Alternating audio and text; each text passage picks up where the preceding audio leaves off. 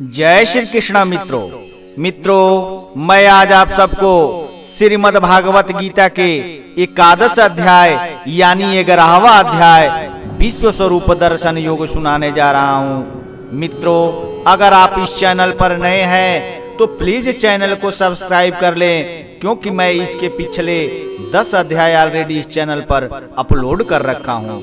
आप उसे देखें और उसका लाभ प्राप्त करें। मित्रों, इस अध्याय में 55 श्लोक है। श्री कृष्ण कहते हैं कि मुझ में ही समस्त संसार समाहित है। अर्जुन के आग्रह पर ही श्री कृष्ण अपना विश्व स्वरूप धारण करते हैं, जिसे देख अर्जुन आश्चर्यचकित हो उठते हैं। मित्रों, आइए अब हम श्रीमद् भागवत गीता के अध्याय 11 विश्व दर्शन योग सुनाने जा रहा हूँ। आप इसे श्रद्धा और विश्वास के साथ ध्यान पूर्वक सुने। अर्जुन बोले, मुझ पर अनुग्रह करने के लिए आपने जो परम गोपनीय अध्यात्म विषयक वचन अर्थात उपदेश कहा है, उससे मेरा यह ज्ञान नष्ट हो गया है। क्योंकि हे कमल नेत्र, मैंने आपसे भूतों की उत्पत्ति और प्रलय विस्तार पूर्वक सुने हैं तथा आपकी अविनाशी महिमा भी सुनी है। हे परमेश्वर, आप अपने को जैसा कहते हैं यह ठीक ऐसा ही है, परंतु हे पुरुषोत्तम, आपके ज्ञान, ऐश्वर्य, शक्ति, बल, वीर्य और तेज से युक्त ऐश्वर्य स्वरूप को मैं प्रत्यक्ष देखना चाहता हूँ।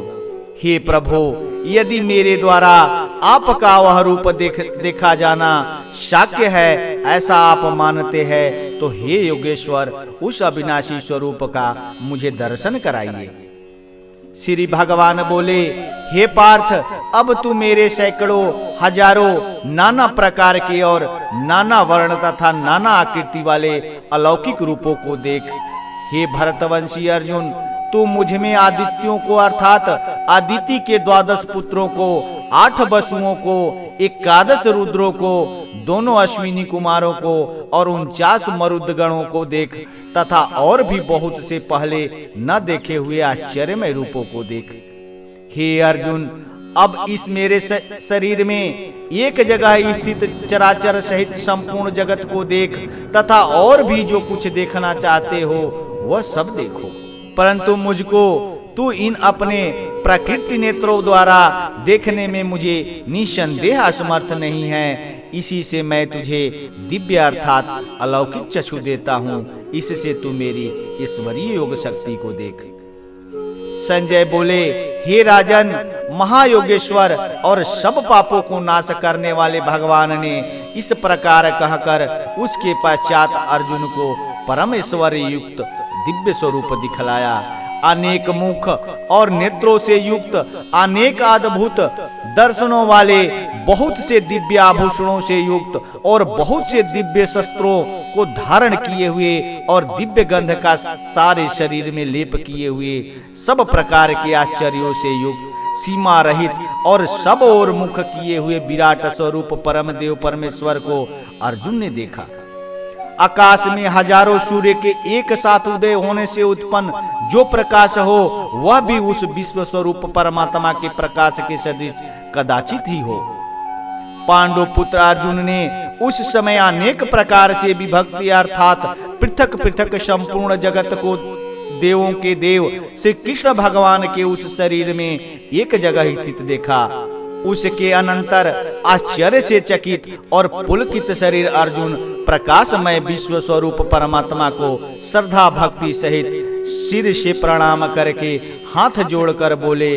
अर्जुन बोले, हे देव, मैं आपके शरीर में संपूर्ण देवों को तथा अनेक भूतों के समुदायों को, कमल के आसन पर विराजित ब्रह्मा को, महादेव को और संपूर्ण ऋषियों को तथा दिव्य सर्पों को देखता हूँ। हे संपूर्ण विश्व के स्वामीन, आपको अनेक भुजा, पेट, मुख और नेत्रों से युक्त तथा सब ओर से अनंत रूप वाले देखता हूँ। हे विश्व स्वरूप, मैं आपके न अंत को देखता हूँ, न मध्य को और न आदि को ही देख रहा हूँ।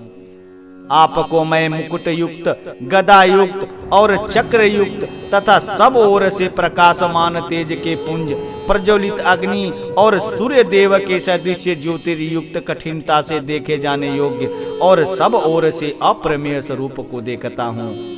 आप ही जानने योग्य परम अक्षर अर्थात पर ब्रह्म परमात्मा है। आप ही इस जगत के परम आश्रय है। आप ही अनादि धर्म के रक्षक है और आप ही अविनाशी सनातन पुरुष है, ऐसा मेरा मत है। आपको आदि अंत और मध्य से रहित अनंत सामर्थ्य से युक्त अनंत भुजाएं वाले चंद्र सूर्य रूप नेत्र वाले प्रज्वलित अग्नि स्वरूप मुख वाले और अपने तेज से इस जगत को संतृप्त करते हुए देखता हूँ। हे महात्मन, यह स्वर्ग और पृथ्वी के बीच का संपूर्ण आकाश तथा सब दिशाएं एक आप से ही परिपूर्ण है तथा आपके इस अलौकिक और भयंकर रूप को देखकर तीनों लोक अति व्यथा को प्राप्त हो रही है।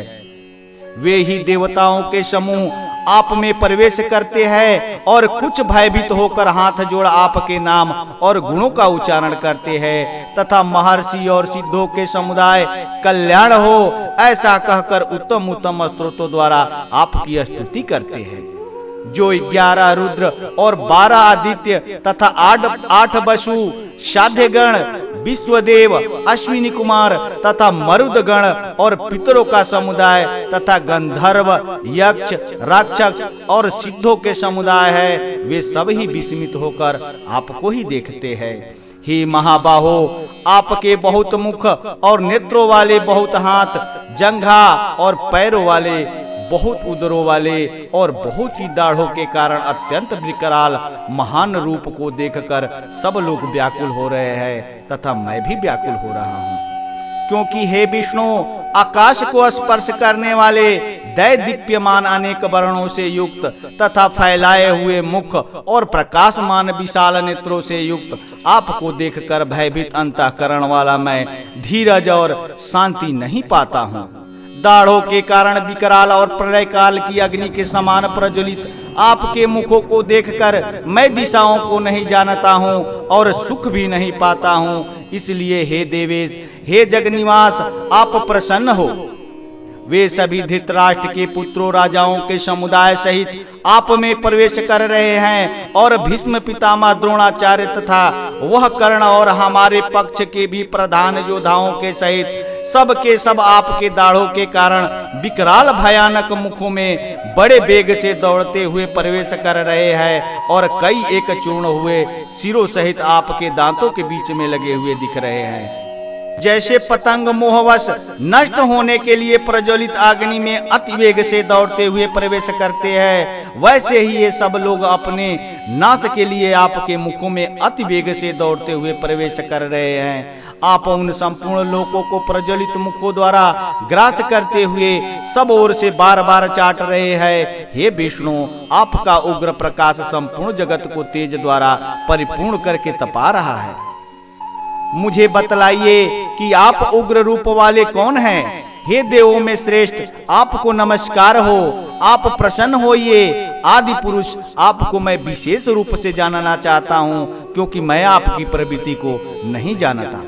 श्री भगवान बोले, मैं लोकों का नाश करने वाला बड़ा हुआ महाकाल हूँ। इस समय इन लोकों को नष्ट करने के लिए प्रवृत्त हुआ हूँ। इसलिए जो प्रतिपक्षियों की सेना में स्थित योद्धा लोग हैं, वे सब तेरे बिना भी नहीं रहेंगे, अर्थात तेरे युद्ध न करने पर भी इन सब का नाश हो जाएगा।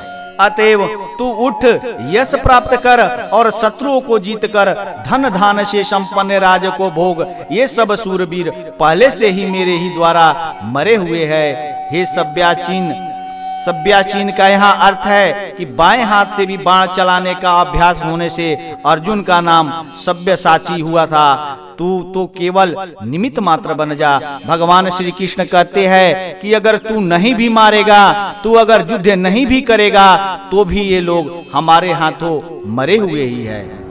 तू इसका सिर्फ निमित्त मात्र बन जा।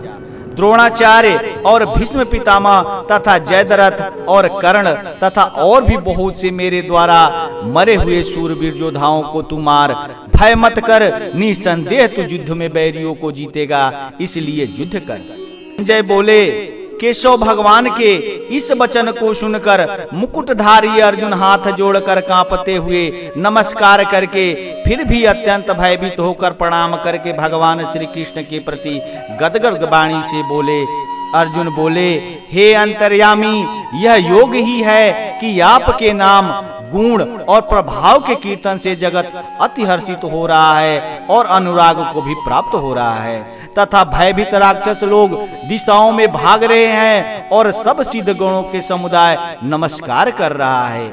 ये महात्मन, ब्रह्मा के भी आदिकर्ता और सबसे बड़े आपके लिए वो कैसे नमस्कार ना करें, क्योंकि हे अनंत, हे देवेश, हे जगनिवास, जो सत्य, असत और उनसे परे अक्षर अर्थात सच्चिदानंद ब्रह्म है, वह आप ही है।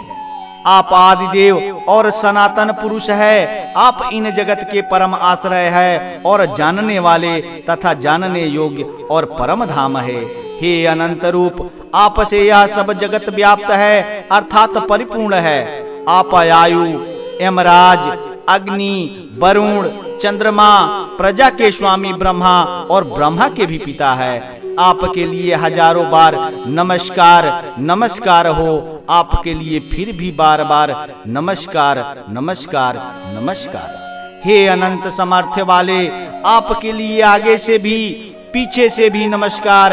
हे सर्वात्मन, आपके लिए सब ओर से ही नमस्कार हो, क्योंकि अनंत प्रकाशमयशाली आप समस्त संसार को व्याप्त किए हुए है। इससे आप ही सर्वरूप है। आपके इस प्रभाव को न जानते हुए आप मेरे सखा है, ऐसे मानकर मेरे प्रेम से अथवा प्रमाद से भी मैंने हे कृष्ण, हे यादव, हे सखे, इस प्रकार जो कुछ बिना सोचे समझे हठता कहा है। और हे अच्युत, आप जो मेरे द्वारा विनोद के लिए विहार, शय्या, आसन और भोजन आदि में अकेले अथवा उन सखाओं के सामने भी अपमानित किया है, वह सब अपराध अप्रमेय स्वरूप अर्थात अचिंत्य प्रभाव वाले आप से मैं क्षमा करवाता हूँ।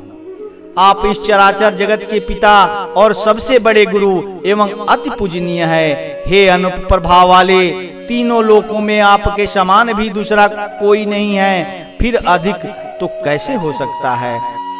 अतएव हे प्रभु, मैं शरीर को भली भांति चरणों में निवेदित कर प्रणाम करके स्तुति करने योग्य आप ईश्वर को प्रसन्न होने के लिए प्रार्थना करता हूँ। हे देव, पिता जैसे पुत्र के, सखा जैसे सखा के और पति जैसे प्रियतमा पत्नी के अपराध सहन करते हैं, वैसे ही आप भी मेरे अपराध को सहन करने योग्य है। मैं पहले न देखे हुए आपके इस आश्चर्यमय रूप को देखकर हर्षित हो रहा हूँ और मेरा मन भय से अति व्याकुल भी हो रहा है। इसलिए आप उस अपने चतुर्भुज विष्णु रूप को ही मुझे दिखलाइए। हे देवेश, हे जगनिवास, प्रसन्न होइए। मैं वैसे ही आपको मुकुट धारण किए हुए तथा गदा और चक्र हाथ में लिए हुए देखना चाहता हूँ। इसलिए हे विश्व स्वरूप, हे सहस्त्रबाहो, आप उसी चतुर्भुज रूप से प्रकट होइए। श्री भगवान बोले, हे अर्जुन, अनुग्रह पूर्वक मैंने अपनी योग शक्ति के प्रभाव से यह मेरे परम तेजोमय सबका आदि और सीमा रहित विराट रूप तुझको दिखाया है, जिसे तेरे अतिरिक्त दूसरे किसी ने पहले नहीं देखा था। हे अर्जुन, मनुष्य लोक में इस प्रकार विश्व स्वरूप वाला मैं न वेद और यज्ञों के अध्ययन से, न दान से, न क्रियाओं से और न उग्र तपों से ही तेरे अतिरिक्त दूसरे द्वारा देखा जा सकता हूँ। मेरे इस प्रकार के इस विकराल रूप को देखकर तुझको व्याकुलता नहीं होनी चाहिए और मूढ़ भाव भी नहीं होना चाहिए। तू भय रहित और प्रीति युक्त मन वाला होकर उसी मेरे इस शंख चक्र गदा पद्म युक्त चतुर्भुज रूप को फिर से देख। संजय बोले, वासुदेव भगवान ने अर्जुन के प्रति इस प्रकार कहकर फिर वैसे ही अपने चतुर्भुज रूप को दिखाया और फिर महात्मा श्री कृष्ण ने सौम्य रूप होकर इस भयभीत अर्जुन को धीरज दिया। अर्जुन बोले, हे जनार्दन, आपके इस अति शांत मनुष्य रूप को देखकर अब मैं स्थिर चित्त हो गया हूँ और अपनी स्वाभाविक स्थिति को प्राप्त हो गया हूँ।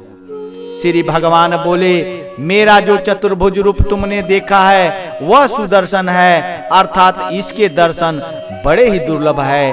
देवता भी सदा इस रूप को दर्शन की आकांक्षा करते रहते हैं। जिस प्रकार तुमने मुझको देखा है, इस प्रकार चतुर्भुज रूप वाला मैं न वेदों से, न तप से, न दान से और न यज्ञ से ही देखा जा सकता हूँ। परंतु हे परंतप अर्जुन, अनन्य भक्ति द्वारा इस प्रकार चतुर्भुज रूप वाला मैं प्रत्यक्ष देखने के लिए, तत्व से जानने के लिए तथा प्रवेश करने के लिए अर्थात एक ही भाव से प्राप्त होने के लिए भी साक्ष्य हूँ। हे अर्जुन, जो पुरुष केवल मेरे लिए ही संपूर्ण कर्तव्य कर्मों को करने वाला है, मेरे परायण है, मेरा भक्त है, आसक्ति रहित है और संपूर्ण भूत प्राणियों में वैर भाव से रहित है, सर्वत्र भगवत बुद्धि हो जाने से उस पुरुष का अति अपराध करने वाले में भी वैर भाव नहीं होता है, फिर औरों में तो कहना ही क्या है। वह अनन्य भक्ति युक्त पुरुष मुझको ही प्राप्त होता है। मित्रों, यह जानकारी आपको कैसी लगी? मुझे आशा ही नहीं पूर्ण विश्वास है कि आप लोगों को यह 11वां अध्याय विश्व रूप दर्शन योग आपको समझ में आ गया होगा। अगर आपको अच्छा लगा हो तो प्लीज चैनल को सब्सक्राइब करके एक लाइक कर देना और हाँ, बेल आइकन को दबाना ना भूलना, क्योंकि मैं इस चैनल पर श्रीमद् भागवत गीता के क्रमशः एक अध्याय प्रतिदिन सुनाता हूँ और आप सब उसे सुने, उसका लाभ प्राप्त करें। मित्रों, जीवन में मनुष्य को एक बार श्रीमद् भागवत गीता का श्रवण या पाठ जरूर करना चाहिए। इससे व्यक्ति की मन स्थिति को शांति मिलती है और उसके जीवन का मूल्य रहस्य का पता लगता है और मनुष्य अपने जीवन में सुख शांति को प्राप्त करते हुए मोक्ष की प्राप्ति होती है। मित्रों, आप बेल आइकन को दबा लेना, क्योंकि मैं इस चैनल पर हिंदू सनातन धर्म से जुड़ी वेद पुराणों में वर्णित सिद्ध चमत्कारी मंत्र, व्रत, त्योहार और पूजा पाठ के बारे में रेगुलर बेस पर वीडियो लेकर आता रहता हूं, जिसका नोटिफिकेशन आपको सबसे पहले मिले और आप उसका लाभ प्राप्त कर सके। तब तक के लिए इतना ही, धन्यवाद।